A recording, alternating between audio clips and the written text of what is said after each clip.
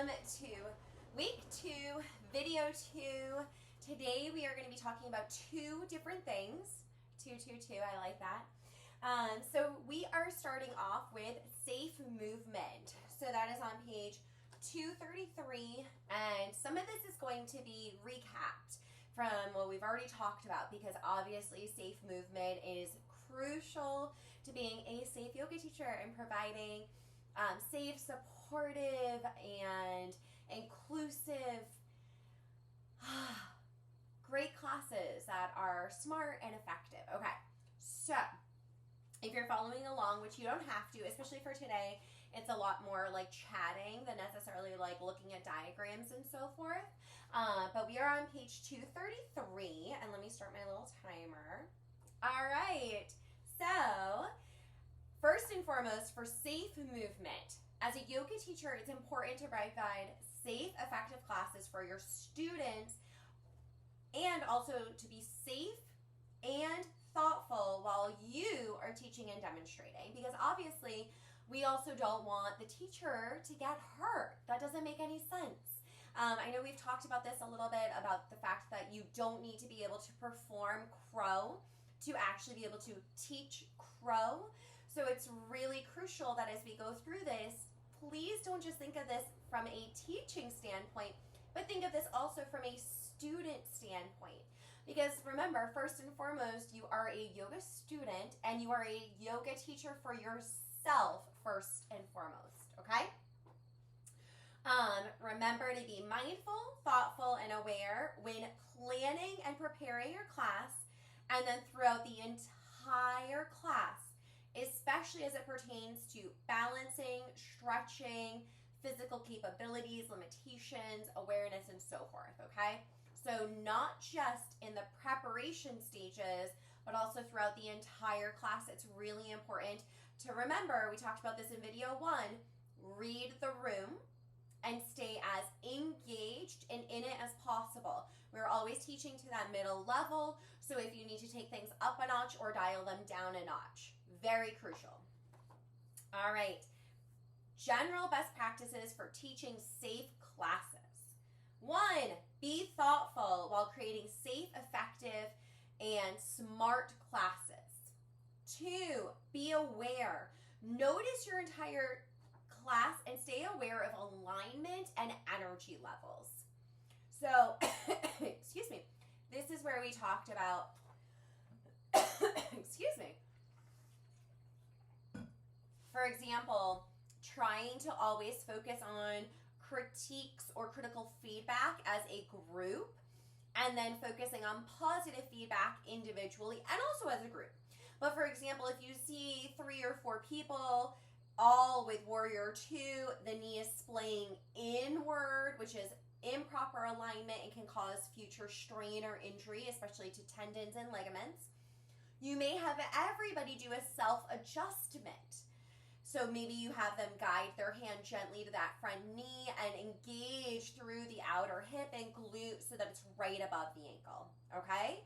You can also, as we talked about in our last video, use your own adjustment, so adjusting the student yourself by using, remember, just 2, 3, or 4 light fingers, and we're never pressing or forcing, we're gently encouraging. And on a scale of 1 to 10, as a reminder, whenever you are adjusting someone in a standing pose, you want to be between a 1 and a 2, okay? Because you do not want to cause pain, you do not want to push anyone over, and so forth.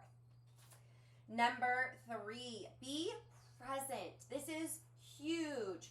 I strongly believe most injuries in classes are from the teacher being totally in their own head, totally in their own body, totally in their own moment, and staying so disconnected from their class that they don't realize that they've lost their class, they're too far advanced, too intense, or they're not providing the right amount of cues, demonstrations, modifications, for example.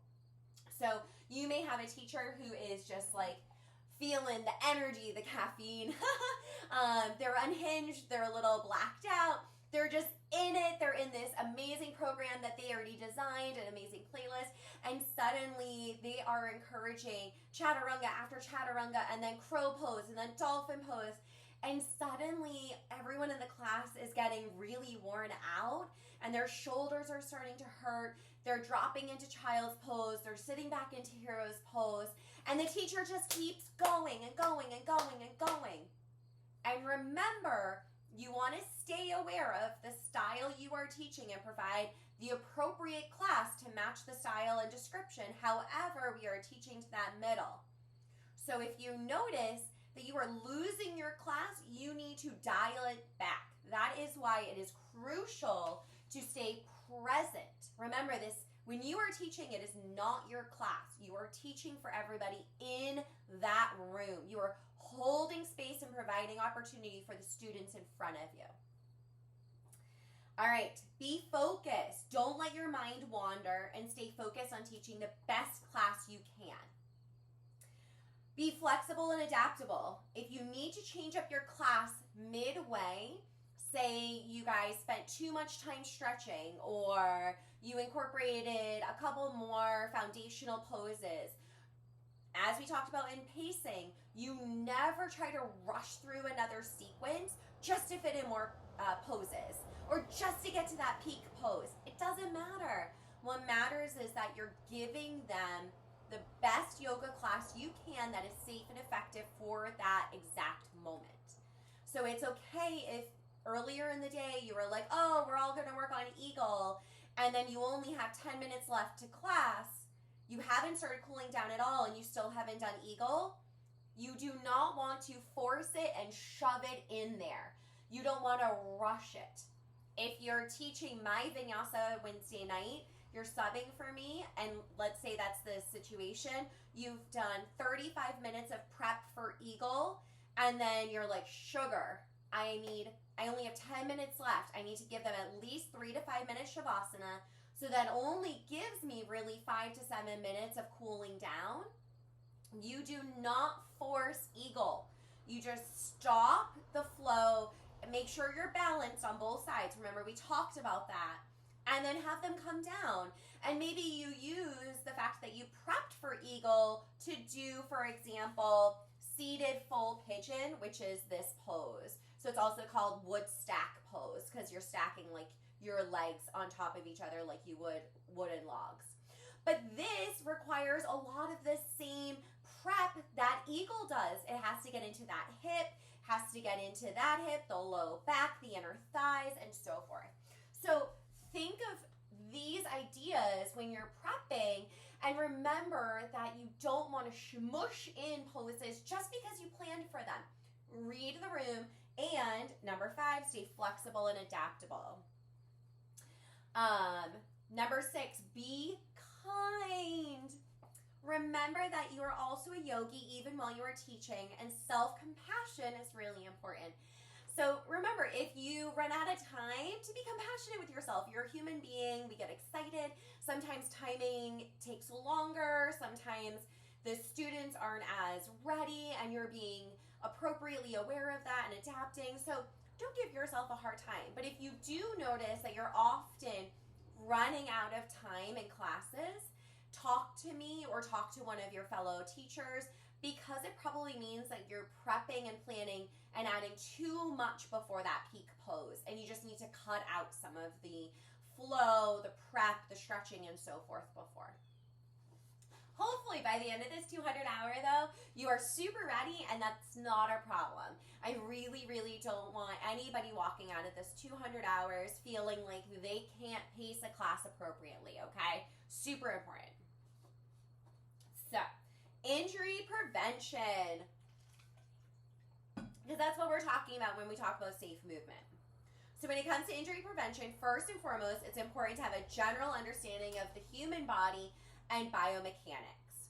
So remembering to incorporate static, that's where you hold, stretching, and dynamic movement in all classes to promote healthy joints and musculature.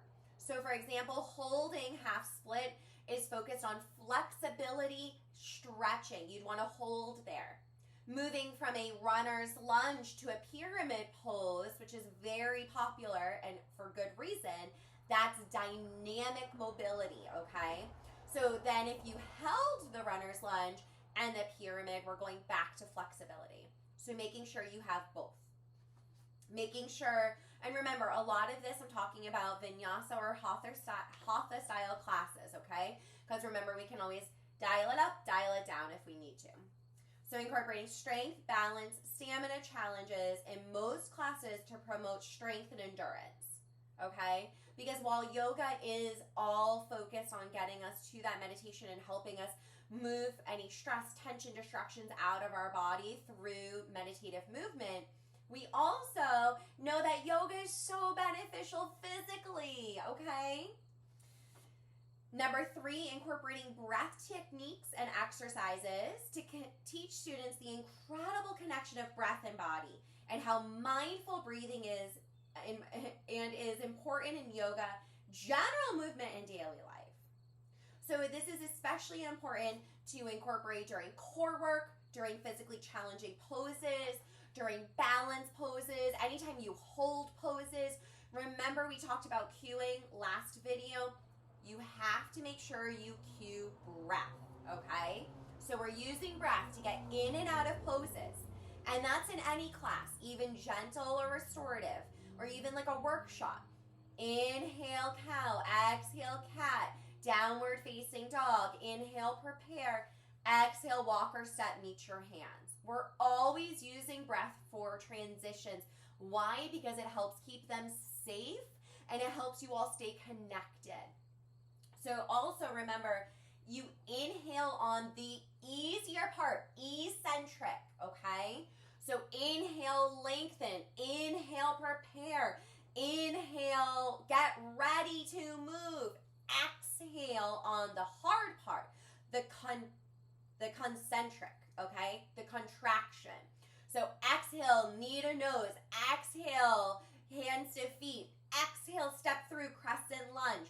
We're using that exhale to power us up, use the core, and lead us slowly and safely, okay? It is crucial, and we're going to practice this on each other. It is crucial to get to know your students. I'm actually going to write this down so that I don't forget, because I sometimes say things in these videos. Okay, so crucial to get to know your students. If you've never met someone, you need to either shake their hand, fist bump, or just generally try to, create a welcoming feeling. And then introduce yourself. Ask them their name, and then ask if they have any injuries, conditions, or pain. And depending on their answers, you can provide options throughout class, and you can also give them options before class. And I have to say, I didn't write this here. I wrote it somewhere else in the book. But you also want to ask about past yoga experience. So have they ever taken a yoga class before, and so forth. Because if they've never taken a class, you also want to explain what like hands-on is, want to make sure that they have blocks, and so forth. For example, if they have wrist issues, say they said they've had carpal tunnel, they've never been to your class, they let you know. One, you can get them the wrist supports, which we have at the back of the space. And 2, you can also share with them before class even starts that they can do tabletop or dolphin and show them briefly the 2 options so that way they know. You're still going to show in your first few moments of flowing, but it's really nice to show them one-on-one because it shows that you, 1, heard, 2, you care, and 3, you know what you're doing and you can provide modifications that are right for them. All right, so injury prevention. Always warm up and prepare the body and the mind. This is crucial. And I would say even energy as well. So you can't just walk in and expect to immediately feel meditative in a yoga class. You might not have been able to find parking. You might have been in a fight on the phone with like your boss or something. You never know what students are walking in on. So you want to make sure you warm them up and prepare them for their practice and possible peak poses. And remember, we talked about this. Progress them slowly. So downward dog to low lunge, then crescent lunge. And then maybe it's warrior 1 to a warrior 3 to a standing balance pose. So for example, you're slowly building it up, y'all. Number 4 for injury prevention, design classes that build and progress thoughtfully. So remember, we want to prepare the body through easier foundational poses. We've talked about these. You should know them off the top of your head. Warrior 1, Warrior 2, Warrior 3, low lunge, crescent lunge, Utthita Hasta, so that's A, B, and C, the twist. So that's one leg standing balance poses, and then tree pose, okay? From there, you always want to cool down your students, and then always check in with students after class to see how they feel, and especially anyone that's new to you or new to yoga, making sure that they feel okay and asking if they have any questions, if there was anything they needed help with, so that you can provide maybe another suggestion or two for future classes.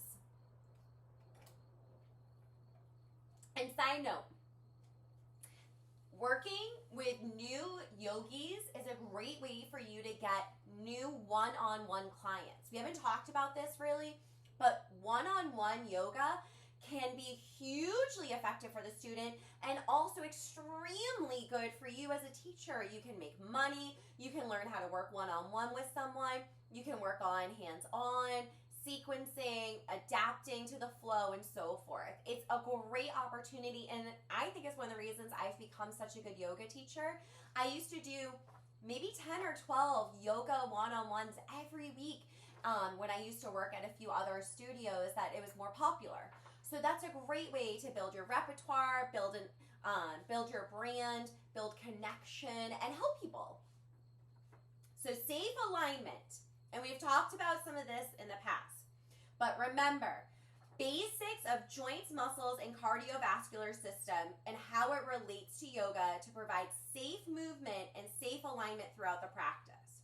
So as you get to know the human body better, which we're going to go into in a future video very soon, you'll be able to see how these things come together.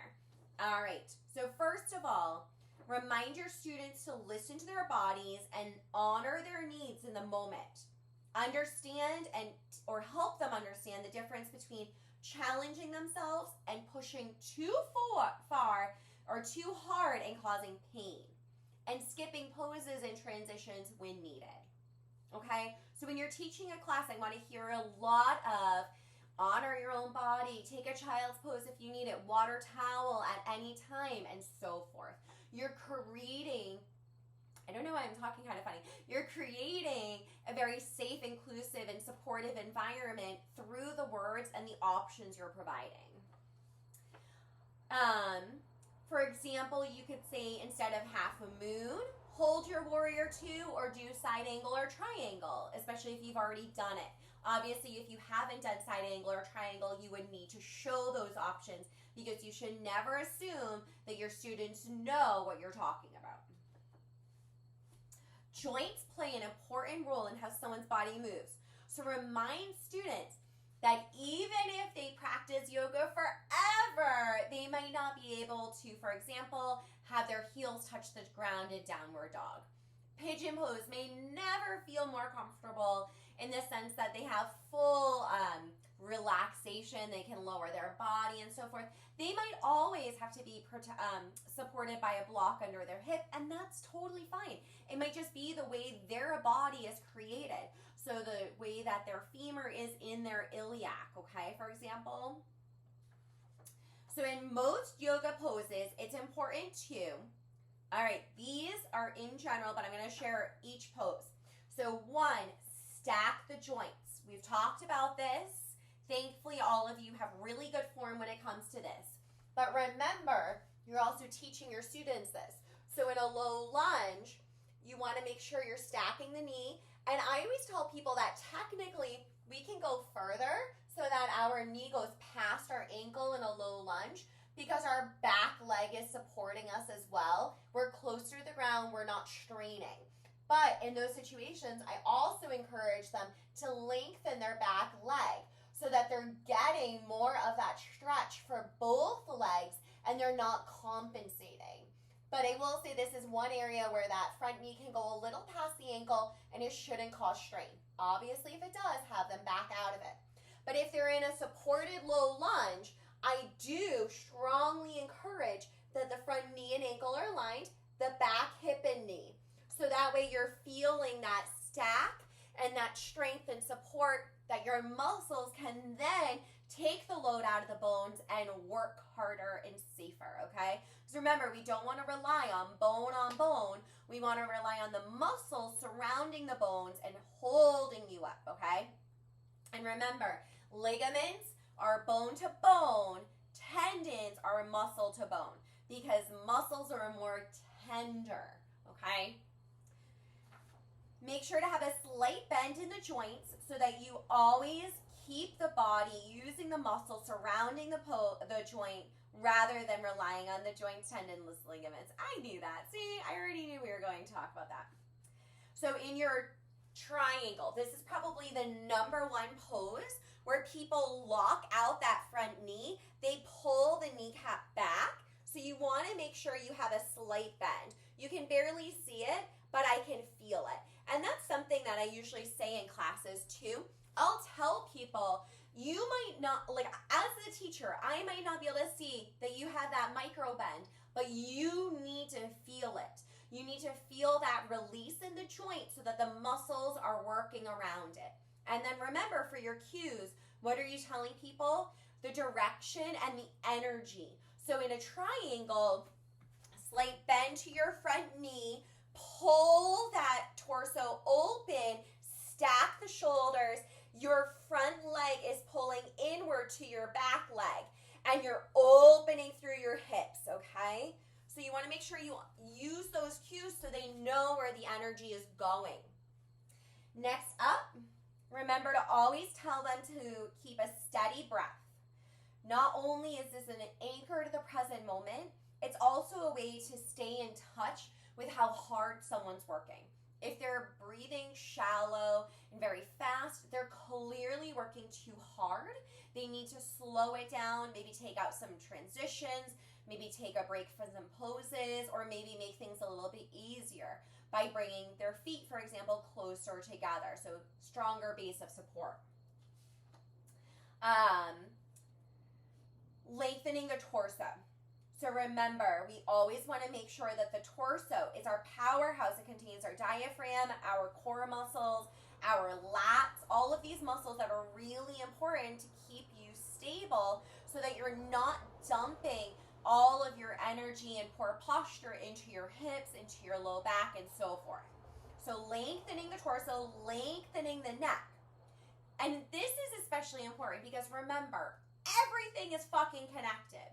So if I'm constantly dropping my head in every yoga pose, what am I doing? I'm straining those muscles surrounding the cervical part of your spine, the cervical vertebrae. So remember, Charlie talked Lucy straight. So we have cervical, thoracic, lumbar, and sacral. So make sure that the neck stays long so you don't cut off your airway as well, and you're not tensing muscles that should be released and you're not causing repetitive strain. All right, keep the shoulders down and away from the ears. This is one you're going to see throughout class every time you teach. Even some of the most advanced students that take yoga multiple times a week. You know why? Because remember, we talked about this. It's easy. Your body is adapting. It wants to help. It wants to take the stress out of other areas. Your shoulders want to do the work because they enjoy taking on the weight of the world. So you want to make sure you tell people, shrug your shoulders up, slide them down, pin them back, and then reach out through your hands, reach out through your arms to the sky, and so forth. So whenever I have people come up, I then remind them to shrug and wrap. Remember, ribs to hips, hips slightly forward, engage through the core. Finally, toes and knees need to be pointing in the same direction. So just like stacking joints, it's important to keep the toes and knees in alignment so they don't cause strain. So this is one little tip I don't think I've given you guys yet. So when you're in a crescent lunge, for example, I want my front knee tracking towards the second and third toe on my left foot. So I usually say in classes, you should be able to see your front big toe. That way, people immediately adjust and draw it slightly to the left for this example, or externally. So if I'm this way, for example, my right toe and knees are straight forward, and this is tracking slightly externally, wrapping this right hip back, left hip forward, deep bend in both knees. So that way we are stacking joints and also providing safe alignment. Now for sumo squat, this one seems a little different, but it's not. Our knees and our toes are still going in the same direction, outward. So when I look down, I should be able to see my big toe because it's tracking towards that second and third toe. Then for Skandasana or side lunge, I like how I have my beverages surrounding me. Here we go. You can see my toes. If you're driving or walking, come back to this later. When I do a side lunge, I'm sitting back into that hip. I'm keeping my spine long, and I'm feeling it right through this glute, and then I'm pressing up. That's the concentric part. That's the contraction. Eccentric, concentric, okay? So toes and knees are still straight forward, and I'm still keeping the knee in line with that second and third toe, so I can still see my big toe. When you come down for Skandasana, you're going to be able to keep that knee and toe alignment even though it's turned out. So it doesn't matter. It's not that tricky. It doesn't seem that out of this world, for example. So making sure they stay in the same direction, all right? And we're always tracking towards second, third toe. Should be able to see big toe. I'm going to write that down, and I think you guys should remember that or write it down or keep it in your mind. All right. Page, where are we? All right. 235.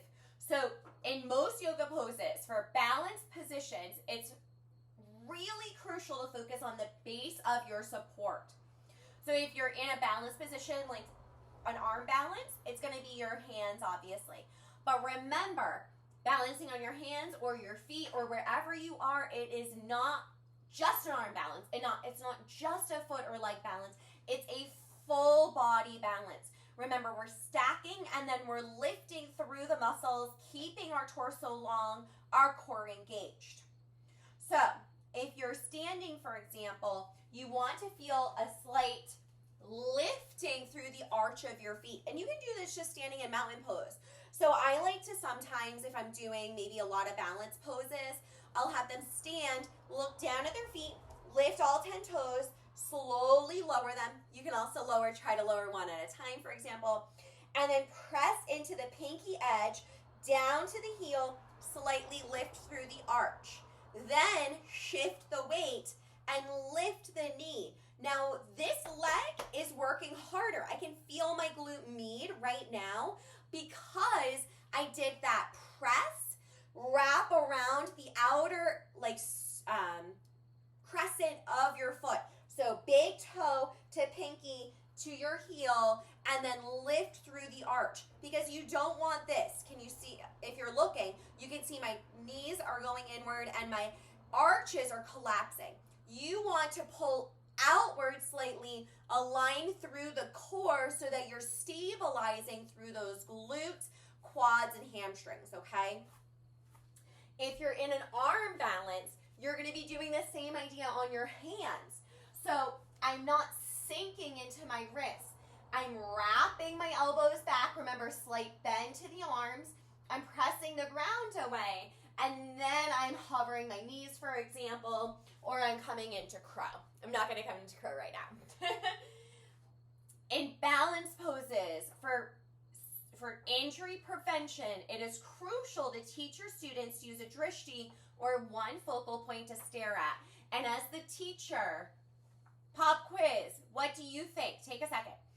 As the teacher, if you're up in the front, which is where you should be in a balance pose, because you're going to demo it first, if you need to come out of it for any reason, what should you do? A, walk around and look at your students, or B, try to just stand still.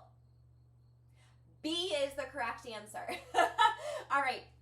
This is one of my biggest pet peeves, in my opinion, of teachers that could be more thoughtful.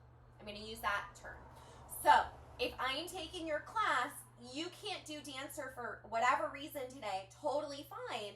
But you set us up, you get us into Dancer, and then you say, now you hold, I'm going to come out of it because it's not right for me today. You should, in my opinion, step to the side just a little and then continue facing forward, standing in like a mountain pose. You can also turn to the side. I would not suggest, one, walking around, because what are you doing? You're fucking with everyone's drishti and focus. And two, I wouldn't suggest turning around and staring at your students, because that can also just be awkward and take them out of their body, their moment, all right? So it might seem weird, but if, for example, you're falling out of eagle or your legs are exhausted, you just can't hold it anymore, you maybe take chair pose and tell everyone to stay in eagle for another 3, 2, and 1, for example, okay? So in all balance poses, reminding and teaching your students to use a drishti, which is one focal point to stare at, or telling them to focus and concentrate on their gaze, maybe look down, maybe look up, maybe look straight forward. I sometimes tell them not to look at other people, because when you see someone teetering and tottering, it usually causes you to also teeter and totter. Educate students on what muscles should be working and what poses. We've talked about this a lot. So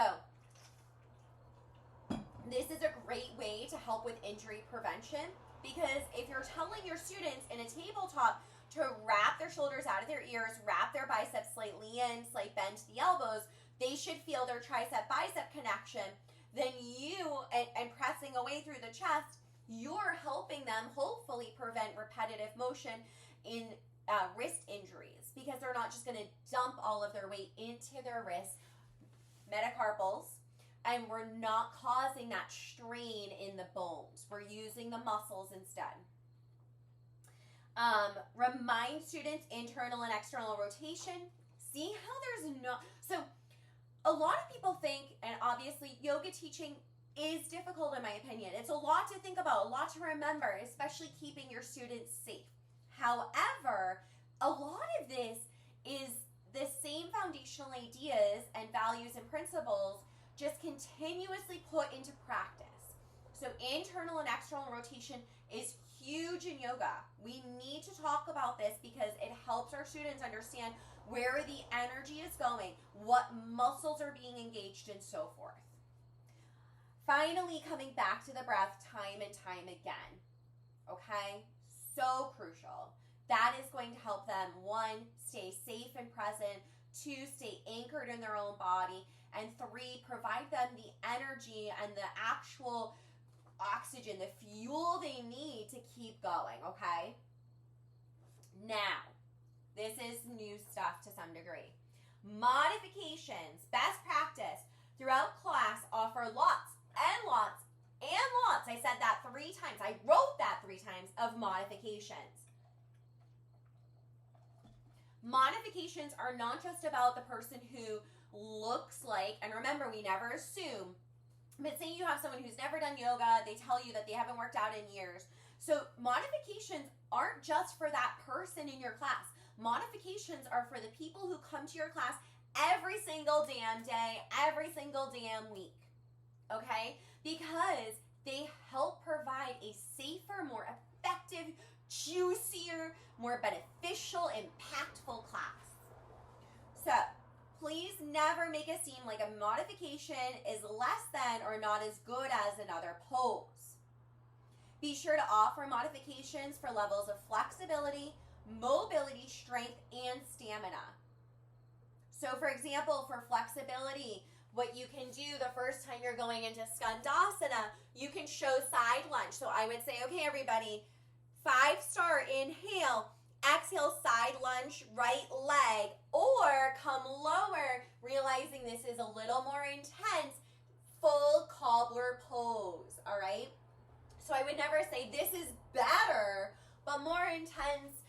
You can even use the word advanced. I would just shy away from using that often because you don't want people to feel like a side lunch isn't advanced as well, or it's not as good. And there's definitely a connotation surrounding the word advanced. Because some people are like, oh, I want to try that because I want to work myself harder.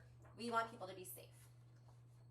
Never assume never assume what pose or modification a student needs or they're going to take, and never give them critical feedback. So if they're using blocks in pigeon pose, don't tell them, oh, it looks like you shouldn't use blocks. You could say, have you always used blocks in pigeon? And they might say yes. And you could say, oh, wow, do you think maybe you want to give a try without them and see if maybe it feels better today, or you feel like you have more space today? Okay?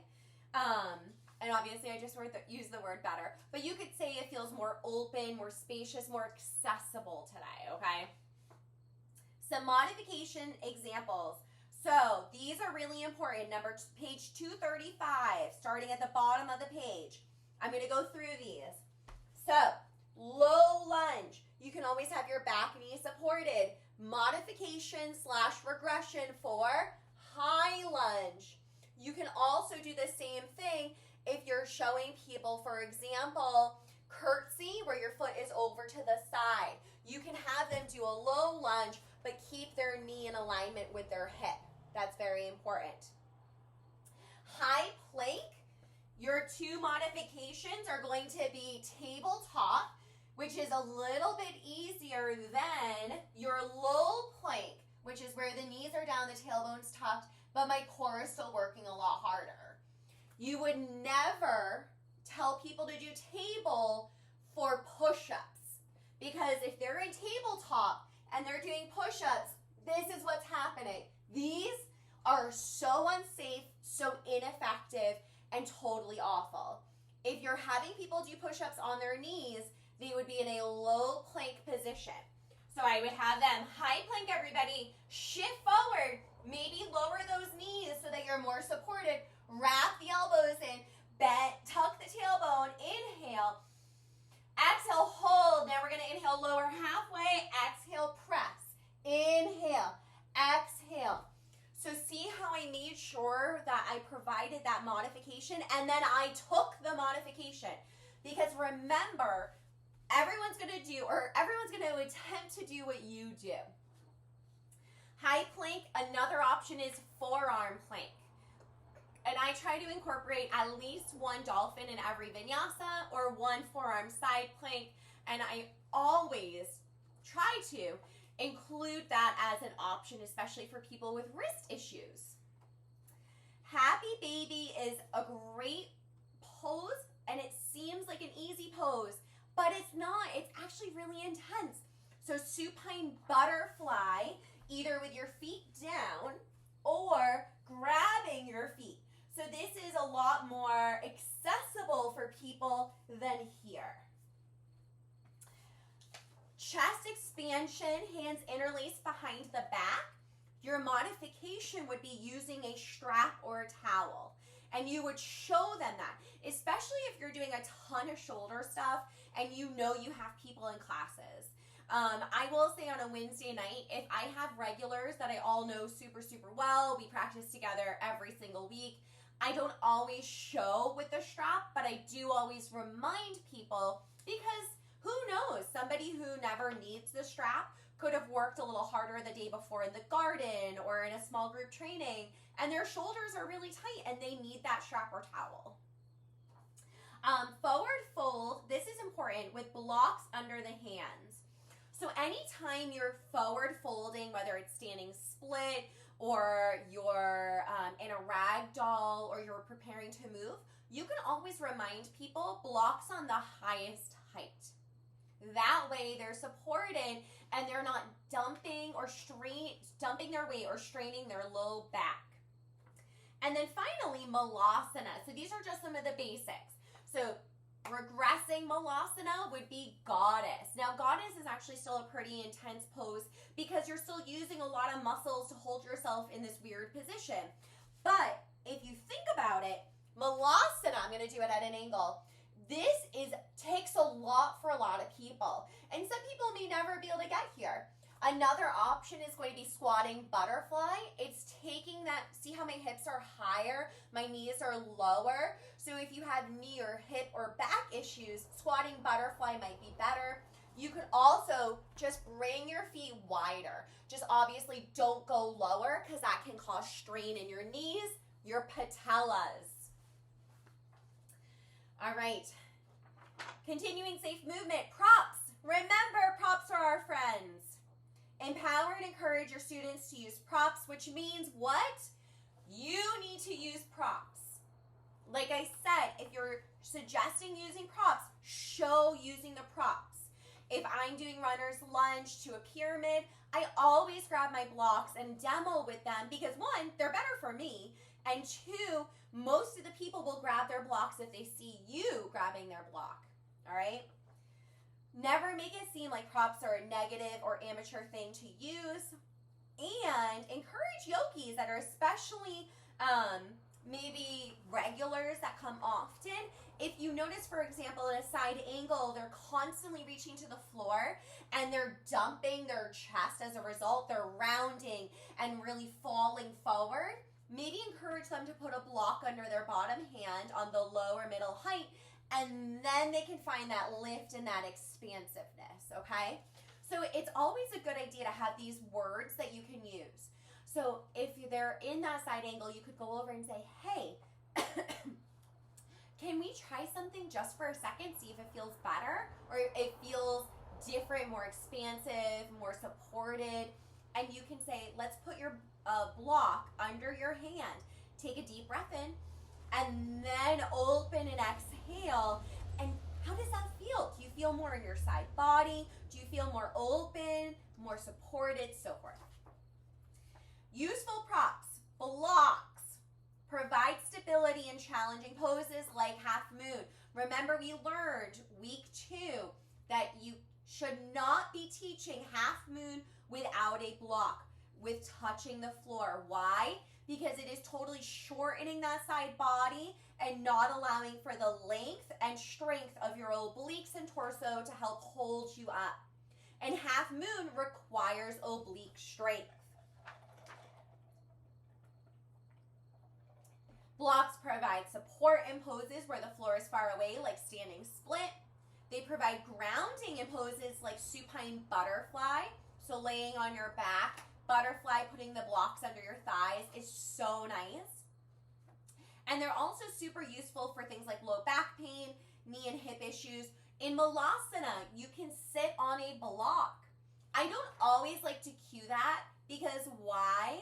You're essentially allowing your weight to be held up by another inanimate object, rather than squatting butterfly or goddess, where you're still using the muscles in your body to get into that pose, that deep squat. So it's just an option. You can do both. It's just think about why are you cueing something, okay?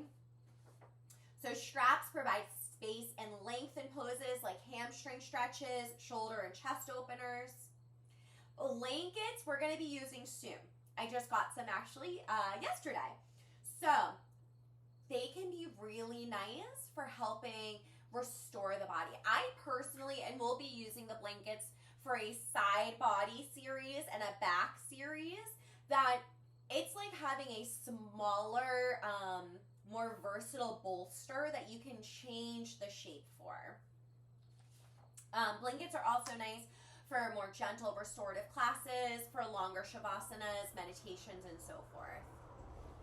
Bolsters to provide support and grounding, especially in seated, laying on your back, supine, or laying on your belly, prone poses. They can also, I'd even rate this, but for example, if you're laying on your belly and you're doing half frog, you could always, if someone wants more, use a blanket or a bolster or a block under that knee to get more of a lift and actually make the pose more intense. Gliders. We haven't even used gliders yet. Oh my Lord. I got to write that down, make sure I have them planned ahead. So gliders can provide great challenges and poses like lunges, mountain climbers, and you can help people learn the feeling of hiking to downward dog, okay? So I suggest only using gliders because obviously those are all more advanced and intense. That's like hot sauce level 3. I would not use gliders in gentle or restorative, but I would use gliders in something like a vinyasa, power, hatha, sculpt, any of those types of classes, okay? Eye pillows are really nice. I like them. I don't have them for everybody in classes because, as you know, here at CTS, we're really big on cleanliness and we like to be able to wash things all the time. So it's really hard if you're using eye pillows every week to then wash them every week. But there are a lot of eye pillows out there that you can switch out the covers and so forth. So if that's something that you ever wanted to invest in for a workshop, maybe you build it into your cost and then everybody who comes gets an eye pillow. I've done that before and it's really nice. Moving on to 237. We're getting through this so quickly. All right. So we've already talked about hands-on in a different part of the book. I want to say page 86. So this is talking about specifically safe movement. So I have hands-on in the book twice because it is that important. Honestly, I would put it in 10 times. That's how important it is to me. But I think twice is enough. So first of all, hands-on, gentle touch is important. We know this.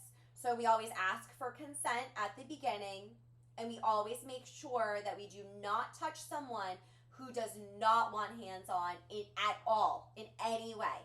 Give them total space. Do not touch them in a warrior pose, in a child's pose, anything. If they raise their hand, don't touch them. Remember, in standing poses, you always use 2, 3, maybe even 4 fingers, but you're gently encouraging on a scale of 1 to 10, a 1 to 2. In child's pose or something more restorative where they're supported by the ground or by the earth or by a bolster, you can maybe be more like a 3 to 5 in terms of pressure, okay? Ensure that you provide hands-on to every student or no students. We've talked about that. Ensure a balanced amount of hands-on for every. So you don't want to give every student hands-on and then one student, they get 5. Totally inappropriate, unfair, and not balanced, all right? So if you give one student 2 hands-on, that means every student gets 2 hands-on. And I will say this is something that's a bit of a gray area, so we can talk about this. But for example, say you give somebody a quick adjust in a forward fold where you just go from the mid-lower back down to the neck shoulder and you just kind of rub them once or twice and you move on. That's like a 4-second adjustment. And then everybody else got back rubs in child's pose. I would then make sure that person also got back rubs in child's pose and I would call it a day. You don't then have to give everybody this short little 2 to 3 second touch or rub in forward fold or somewhere else. But make sure that you're as balanced as you can be. I suggest, as we've talked about, focusing on providing hands-on specifically as a new teacher in relaxing and restorative poses and starting, I suggest, primarily with Shavasana hands-on. Because you know you have 3 to 5 minutes to get to every student and there's nothing else going on. No one's going to kick you in the head. You're not going to have to you're not worrying about forgetting your sequencing and so forth. Always provide hands-on in a way that is safe for you as the teacher. This is clutch. So make sure you are always supported by your body weight. You're always finding safe alignment for yourself. Remember, we talked about this. Almost like you're a football player and you're about to hike the ball. You want to have your weight evenly balanced between both legs. My back is flat. I'm using my core, and then I'm providing hands-on to this imaginary person. Remember, if you're suffering your own injury condition, if you're sick or anything like that, you should not be giving hands-on, and that's okay. If it becomes a thing where you're not giving hands-on every single week, that's when we need to have a conversation, okay? So if it's just here and there, don't even worry about telling me. But if it's a consistent thing, we do need to talk about it. Also, if you find that like you're having, for example, back pain in child's pose hands-on or shavasana hands-on, it's probably because you're not choosing different alignment for your body. So we talked about this a little bit week 1. There's a couple different ways to align yourself when you're giving hands-on for shavasana. I'm going to go through them now and again when we're in person while we're practicing. So remember, you want your center of gravity low. You want to feel supported. So for example, I'm kind of in like a high up malasana. I'm not on my heels. Sometimes I'm on my heels, but then my weight goes too far back. So I kind of like to be in the middle. So right here, I'm going to be giving hands on, maybe gentle head rub, shoulder rub, so forth. Another option is to lower one knee. I would put my foot outside of the student's shoulder. So that way I can get down here. I can even use this thigh for support. So I'm getting in deep. Those are 2 options for changing it up so you're not doing the same pose for every hands-on. So, moving on. We're still in safe movement talking about injury prevention, teaching strategies and considerations. Remember, when it comes to creating welcoming, safe, effective, and beneficial classes, it's important to 1, create a safe space. Empower students to adopt no judgment, no expectations, and lead by example, never saying that one pose or one student or one situation is better than another, okay? 2, be thoughtful of your communication. Language is powerful, my friends. Create a welcoming space by respecting everyone in class, using clear, concise, kind language that encourages self-awareness and self-compassion. And we're actually going to go into that next. We're going to be talking about cues. Finally, building a strong foundation. Remind students the importance of building from the ground up and creating a strong foundation of flexibility, mobility, and so forth before attempting more advanced poses. Okay? So you can tell people, instead of going into Bird of Paradise, to hold their side angle, and staying there is going to help them build the strength so that maybe in a week or a month or 6 months or a year, they can actually get into Bird of Paradise. All right? Finally, honoring individual differences and day-to-day differences. So remind students how not only is everyone different, but they are different day to day. The best way to practice yoga is to be thoughtful, focus on themselves, and respect what they need in the moment. All right. That is Safe Movement, pages 233 through 238. Please let me know if you have any questions about this. I'm going to take a second to just drink a little water. And now we are going to jump forward to 270 because I just shared number 2 right here. Be thoughtful of communication. Language is powerful. We're going to go into how to cue yoga poses and transitions. So we're on page 270 if you're following along, and if not, you'll just read these later. So, cueing is how yoga teachers lead the class through guidance and instruction, both verbally and non-verbally, to help students move safely and effectively through both poses, transitions, and techniques. Effective cueing is clear, concise, focused, well-timed. We're going to come back to that. I'm going to have everyone circle that in your mind or circle it on paper. Thoughtful and engaging, while being mindful of allowing pauses, space, and silence for students to process their experience, adjust their alignment, and connect with themselves. We are not just talking and blabbing the whole time. It is crucial to provide cues. Remember, we talk about this. Where are we? Where are we going? And how do we get there safely and effectively, okay? So those are the basics for our cues. However, we also need to have moments where we are, and once we've gotten to where we're going, where there's a pause, there's stillness, there's silence, so that they can be in the pose, okay? It's important to remember silence is also a cue.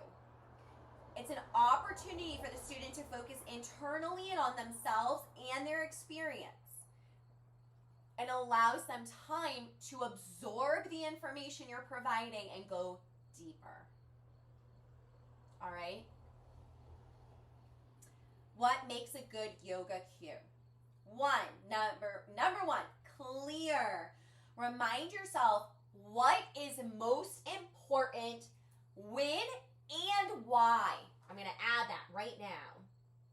So, what is most important, when, and why? So, if they're in a warrior 2, what did we discuss is most important? That front knee and the back foot. Warrior 1, also feet and knee alignment. Then it's the rest of the body. Crescent lunge, foot, knee, hips. Do you see what I'm focused on? The areas people can fuck themselves up and cause injury or strain. So you want to focus your cues first and foremost on what's most important. Number 2, be direct, concise, to the point. Avoid over complex terms and anatomy. You don't want to turn into one of those teachers that's showing off all your fun and anatomical words that you know and so forth.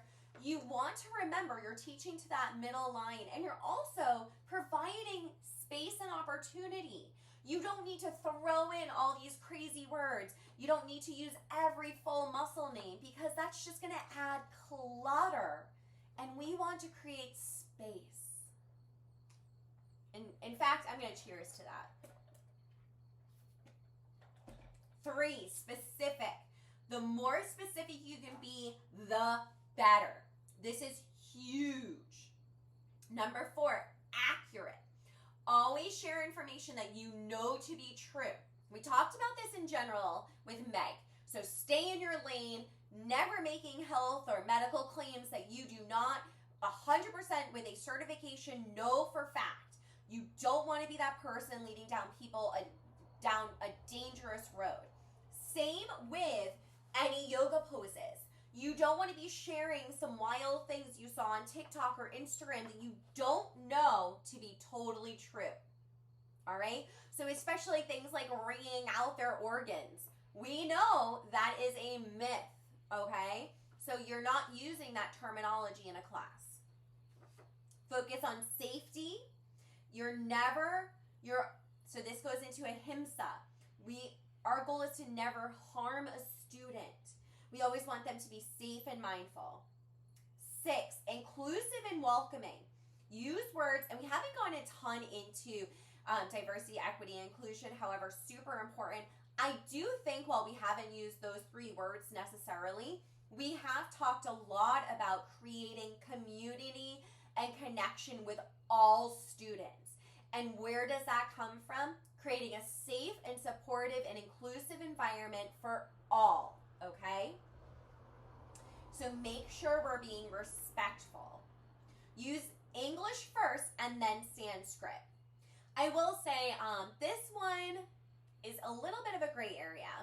So if you, for example, have gotten everybody queued up into a side angle or triangle, you could say Trikonasana triangle. But you wouldn't want to go warrior 2, inhale, reverse, exhale, Trikonasana if they hadn't been there already in your class that day. Okay? So for example, if you go warrior 2, inhale, reverse, exhale, straighten your front leg, lean forward, lower your bottom hand to your thigh or shin, slight bend in that bottom knee. Now reach out through that top arm, lean back, expand through the heart, and you're in Trikonasana, triangle pose. Do you see how it's still clear and it's not confusing? okay?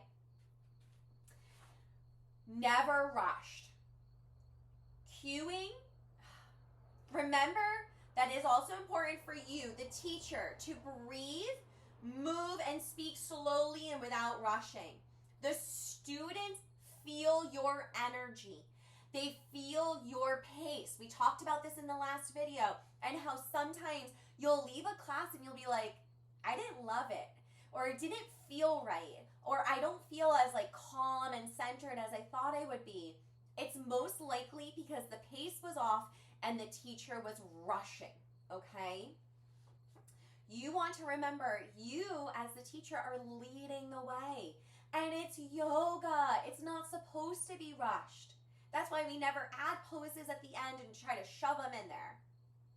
Number 9, what makes a good yoga cue? Encouraging and empowering. Oh, remember, being a yoga teacher is an incredible opportunity to see and help people transform and evolve and grow. So give them the space and the opportunity to do that, and encourage and empower that through good cueing, okay? So using descriptive, even flowery terms that can help motivate people, so that it's not just physical cues. So it's energetic, emotional, mental cues as well. All right, we're doing so well. Speaking of timing, what is important to cue? Everything. Seriously though. Number 1, breath awareness. Remember, inhale, prepare. Inhale, eccentric. Inhale, get ready. Exhale, move. Exhale, need a nose. Exhale, contract. Exhale, contraction. Concentric. Number 2, what's important to cue? Alignment. The anatomical positioning of the pose. Cue 3. That's important. Action. What should the student do? And this is something I don't think we've talked about yet, but we don't want to focus on what the student shouldn't be doing. Why? Because even right there, it's easy to like totally skip over shouldn't and not. So you don't want to be like, don't do this in crescent lunge. Don't do this in warrior 2. Don't do this. You're also just adding a ton of negativity. So first of all, it can be confusing. Second of all, that's not the vibe you're looking to set. Obviously, throughout class, you can say, please, like sometimes I say to students, please don't dump into your shoulders in down dog. Shrug your shoulders away from your ears. Wrap your elbows in. Press back through your chest towards your thighs. Lengthen through the hamstrings, okay? So focus on what they should be doing. Direction as well. Remember, where are they? Where are they going? And how do they get there? So inhale, mountain pose, reach high. Exhale, swan dive or bow. Inhale, flat back. Exhale, tighten your fingers, step right foot back, crest into lunge. Arms reach up, shoulders slide down, toes and knees, hips straight forward, okay? Number 4, what's important to cue? Timing. We haven't even talked about this one yet. So crucial. So far for practice teaching, we've really worked on Sun A's. Because why? They are a foundational part of most yoga classes, and also, in my opinion, one of the hardest parts to learn, because it's quick, it's fast, it's to the pace, it's to the breath. However, you also want to make sure that if you're having people hold goddess, for example, how long are they holding goddess for? 5 breaths, 10 breaths, 10 counts? Is there pulsing involved? Where are they going after this? Do they get a break, or is this still going to be challenging, and so forth? So the rule of thumb is, especially if they're holding for more than 3 breaths, let them know. So for example, inhale, warrior 2. Exhale, peaceful warrior. Turn toes out, heels in. Take your time coming down into goddess pose. Shoulders are down. Toes and knees are turned out, and you should be able to see your big toes. Sit your hips low and back, and we're holding here. Now, I've already been here for quite a while. We're holding for 5, 4, maybe lower. Keep breathing for 2. And exhale, stand, turn toes straight, standing straddle. So making sure that you're telling them and being upfront and then staying connected to that timing. You don't want to say five counts or 5 breaths, which are different, and then it ends up being 30. You want to make sure that you stay true to your word and connected to the timing and pace of your poses. And remember, if you do 5 count or 5 breath on one side, you have to do it on the other side. Now that being said, if you do goddess on one side, technically it's goddess on both sides. So when I say you have to be even on both sides, it's, for example, crescent lunge or side lunge. So say you did side lunge or skandasana right side only for 6 count. Then on the other side, left side, 6 count as well. What is important to cue? Number 6, feeling and experience. Provide examples, descriptions, information to help students engage the correct muscles, to be aware of the proper form, and to modify as needed, to get into the pose, to really feel it, to engage in it, to experience it. I said this actually this Wednesday night. We are alive. We are not AI. This is not a simulation. And if truthfully, side note, if it is, we should still pretend it's fucking not and just embrace the fact that we are here right now, okay? I got feisty about that one. It's important to cue modifications, props, both regressions and progressions, okay? And advancement. So it's really important to give lots of options.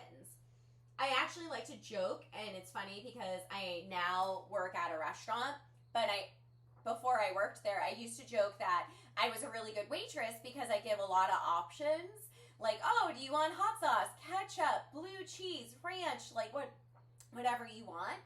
Same thing for yoga. Okay, so imagine that it's like a flight of poses, modifications, props, and so on. It's important to cue, and we're going to come into this next, meditation, intention, and philosophy. Why are we here? What is yoga? Yoga is union. Yoga is not just a bunch of poses that we are flowing through. It is about connecting to our true capital S self.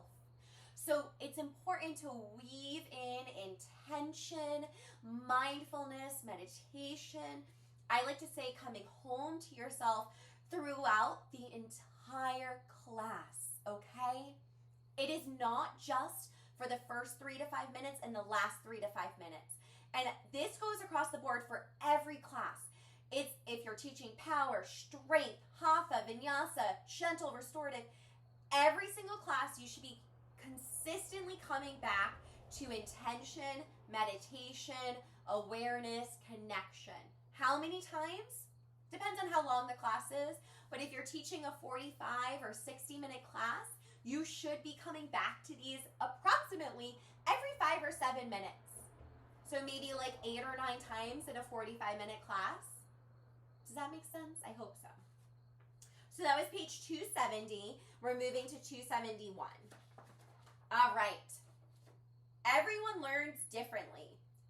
This is very basic. You could spend months learning about the different types of learning. We're going to actually have an article later that I'm going to give out. But for basics right now, 3 different types of learning. Auditory, which prefer verbal cues. Visual learners, which prefer seeing something. So demonstration by the teacher. And 3, kinesthetic learners, which are hands-on. So obviously for yoga, we're all going to be kinesthetic learners. That's a hard word.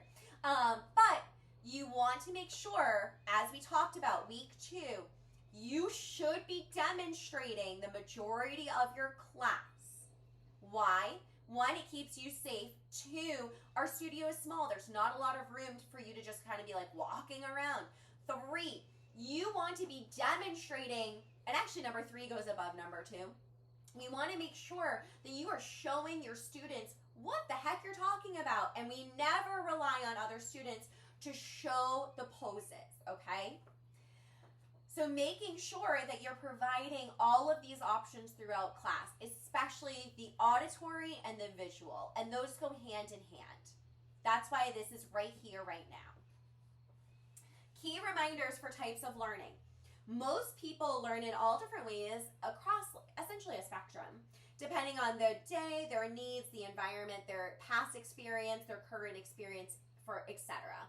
So some people, say you have the exact same students on Monday night, and everybody is super in it. They are they're listening, and they're listening well, and they're getting your cues, and you're connected, and there's a vibe. The same people could come to the next class a week later, and it's like they've never heard the word warrior or crescent lunge or triangle before in their entire lives. This happens. Maybe there's some crazy shit going on in the world. Maybe it's the last week of summer. Maybe it's really hot out. Maybe it's really cold out. Maybe there was a snowstorm. Who fucking knows? But you cannot assume that your students are on the same page they were the day before, the week before, and so forth. Instead, we're focused on here, right now, in the moment.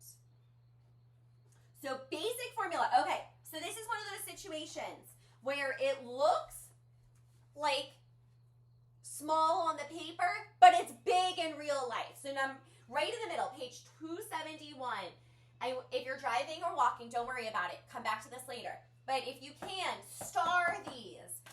Basic formula for cueing poses. And this is why we need to know this right here, right now. Because as we talked about, week 3, when we're together, you are going to be practice teaching Sun Bs with Warrior Ones. So when you are cueing poses, breath, posture, 3 alignment cues. Breath, posture, 3 alignment cues. For example, table, inhale to prepare. Exhale, down dog. Hold here. Shrug your shoulders out of your ears. Wrap your elbows in. Press your chest towards your thighs. Okay? So you have those breaths. You have the body cues. Tree pose. Press into your left leg. Lift the arch of your foot. Inhale, lengthen through the crown. Exhale, lift your right leg onto your left, turning your thigh out, hips stay forward. Maybe reaching your arms up or hands at heart. I even provided a modification there. For example, standing figure 4. Press into your right leg. Zip up through the core, lift your left knee. Inhale, prepare. Exhale, cross the ankle above your right knee. Sit your hips back like chair pose. Tuck the tailbone, hold, breathe, and feel that hip stretch. All right? 3 cues, y'all. How many? 3. How many? 3. And once you get good at the rhythm, the pace, and being clear and concise, you can even give 4 or 5. But for now, I want you to pair cues up in 3s. Not only is this easier and better for you as a teacher, but it's easier and better for students as well, because they can hear in 3s. That's why there's a lot of poetry written in 3rds, okay? So this is like, oh, and think about it. A triangle is the strongest shape. So 3rds, all right, everybody? So if I were going to ask you, basic formula, breath, posture, 3 alignment cues. Cue formula. So this goes with this. This is like just so you can further understand. Breath, verb. Inhale, prepare. Inhale, lengthen. Inhale, get ready. Exhale, knee to nose, your body part. Knee to nose, step through. That's the direction of movement. All right? Do we get that? Inhale, prepare. Exhale, knee to nose, step through, crescent lunge. Bam! Clear, concise, very aware of breath, body parts, direction, alignment. Example, warrior 2 moving to reverse. Warrior 2. Inhale. Let's get ready. Exhale, reverse. Reach back with your left arm. Slide the right arm down. Keep bending into your front knee. Hold and breathe for 3, 2. See, I gave 3 cues, came back to the breath, and told them how long they were holding for. Inhale, prepare. Exhale, side angle. Elbow comes down. Top arm goes high. Heart opens. Lean back. Look down. Front knee over ankle. Breathe for 3, 2. That time I gave 4. Totally fine. There was a pace. There was a rhythm and understanding. Clear, concise. I don't want to hear this. Inhale. Side angle. Hold. Inhale. Exhale. Reverse. Like, you need to give cues in the poses. 3 cues is what we're looking for, all right? So, inhale, warrior 2. Exhale, reach forward. Right elbow down, side angle, left arm high. Knee above the ankle. Remember, we talked about the peanut butter and jelly test, being a flight attendant, giving directions to your grandparents or a 5-year-old or something like that, where it's super clear, simple, okay? Oh, my Lord. So we're almost done with this. We are wrapping up on 271. So cue, formula, and basic formula for cueing. So these 2 are super important. I want you guys to work on this. And we've talked about how you guys will be teaching each other the Sun B. So practicing on your own, talking it out loud. And if you can come up with different ways to cue Warrior 1, that's great. You should have those in your back pocket. You should be able to give 3 cues, 5 different ways for Warrior 1. So get creative, get smart, get thoughtful. Cueing best practices, rounding this out. And obviously this will be an ongoing conversation. We're having this video too because it is so important to you for practice teaching. I did not want you guys practice teaching without knowing this information. We did just Sun A so far, super clear, easy. There's not a lot involved in terms of, you don't need to add a lot of your own words. But moving forward, as you're teaching warriors, crescents, balance, arm balances, so for example, you need to know how to cue them. Cueing from the ground up. Cueing from the crown down. 3 cues still. So crown up, shoulders down, ribs in. From the ground up. Toes and knees straight forward. Slight bend to your knees. Tuck your tailbone. Breathe. All right, number 3, focus on the most important cues first. Safety, anatomy, alignment. I hope that is getting through. I think it is. I feel like we're all on the same page, but super important. Cue in groups of 3 that make sense. So as I've been saying, you want to make sure that you're focusing on what's most important first. So for example, if you're cueing from crown down, you don't want to say, arms up, crown high, chin lifted, relax your face. You just gave all the cues for shoulders up. What's happening to the rest of the body? You also don't want to just do the least important cues. Inhale, spread your fingers wide. Exhale, smile. Inhale, connect with your intention.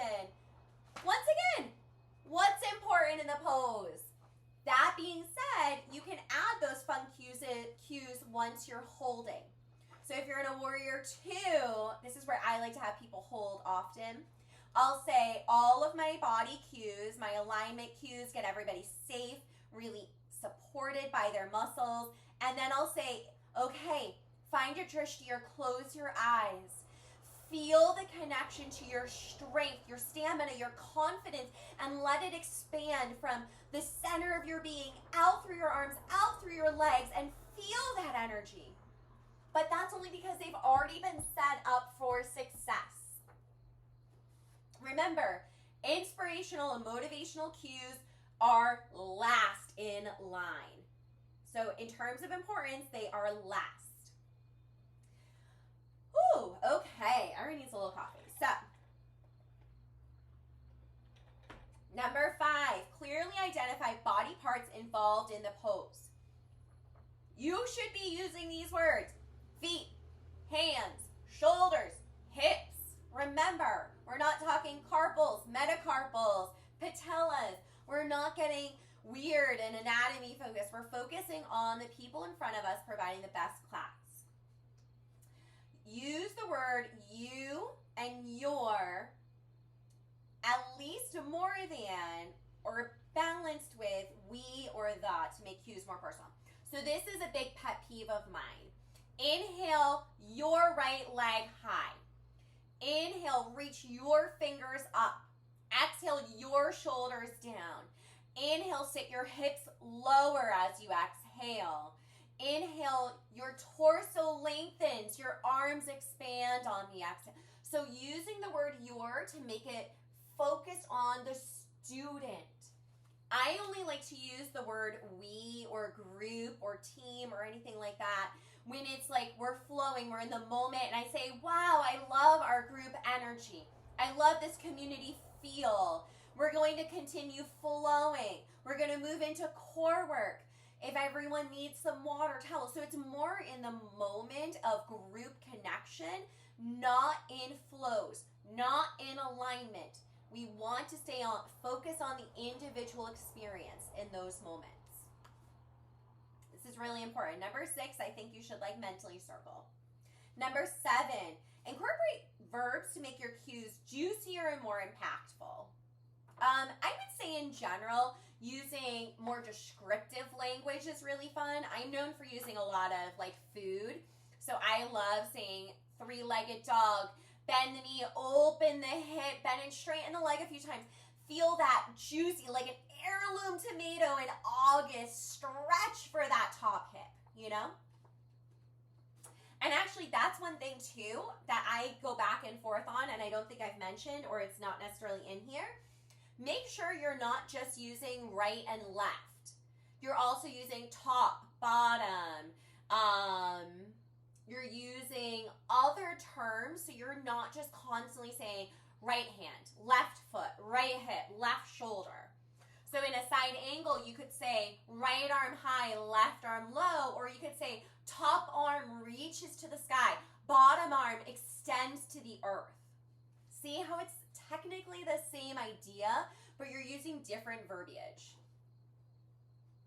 Share what muscle should be contracting, lengthening, or stabilizing. We've talked about this, and we're going to go into this in person for each and every pose that I can think of that we can get through together. Add in motivational and self-reflection cues. Remember, that's bottom of the boat.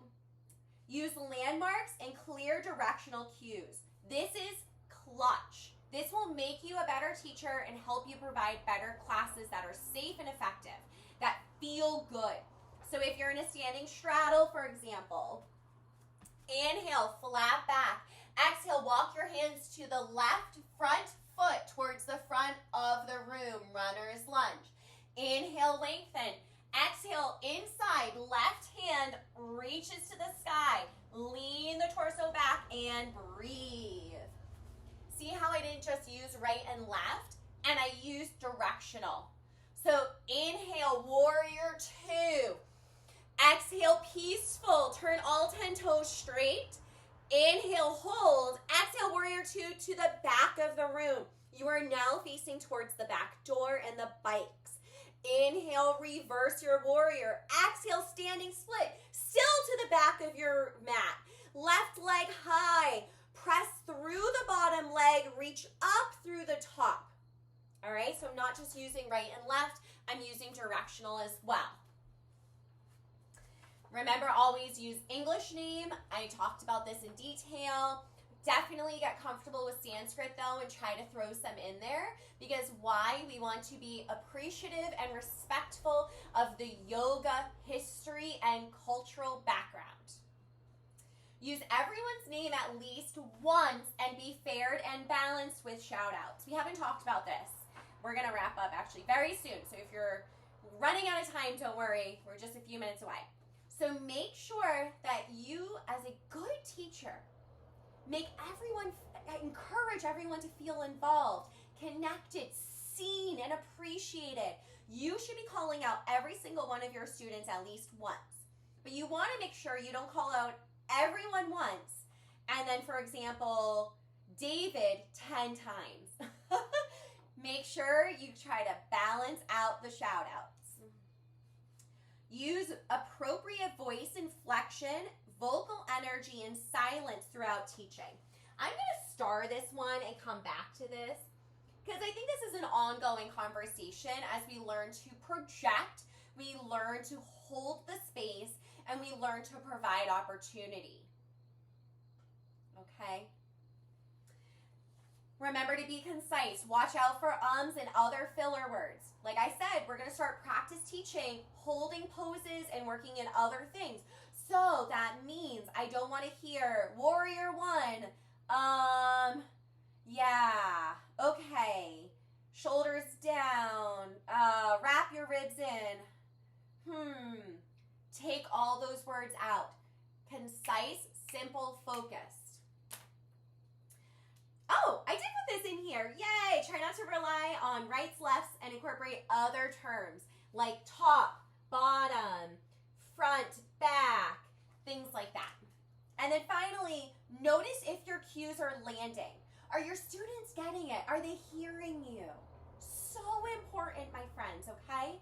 So make sure you're paying attention, you're staying involved, you're watching people's facial expressions, you're noticing their alignment, and you're reading the room. Because you want to make sure your cues and your demonstration, it's helping lead people through a safe and effective yoga class that brings them union and connection with themselves.